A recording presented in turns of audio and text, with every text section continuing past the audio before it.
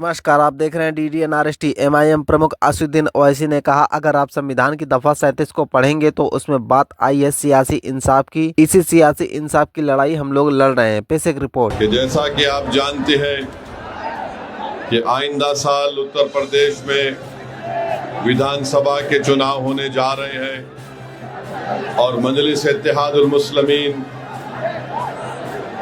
हमेशा ये कोशिश करती आई है कि जहां पर कमज़ोरों की एक सियासी ताकत को मजबूत किया जाए। मेरी आपसे गुजारिश ये है कि आप जानते ये हैं कि अगर आप संविधान को पढ़ेंगे तो संविधान के दफ़ा 37 को अगर हम पढ़ेंगे और संविधान का जो पहला पन्ना है, पहला सफ़ा है, उसको अगर आप पढ़ेंगे तो उसमें लफ्ज़ इस्तेमाल हुआ इंसाफ का, जस्टिस का। अगर आप संविधान की दफ़ा 37 को पढ़ेंगे तो उसमें बात आई है सियासी इंसाफ की। इसी सियासी इंसाफ की लड़ाई असदुद्दीन ओवैसी और मजलिस-ए-इत्तेहादुल मुस्लिमीन लड़ रही है।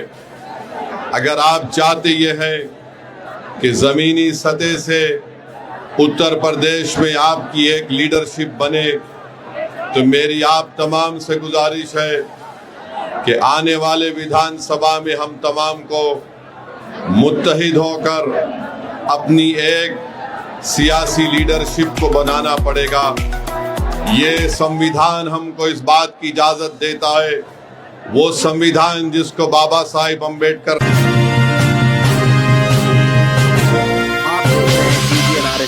ने बनाया। और बाबा साहिब अम्बेडकर ने संविधान के पहले पन्ने पर इंसाफ को लिखा। बाबा साहिब ने संविधान की आर्टिकल 37 में उसका जिक्र किया।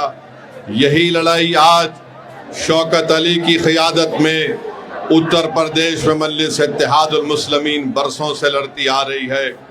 मेरे अजीज दोस्तों और बुजुर्गों, मैं आपको ये बताना ज़रूरी समझता हूँ कि अगर हम समाजी और माशी इंसाफ को हासिल करना चाहते हैं तो पहले सियासी इंसाफ होना चाहिए।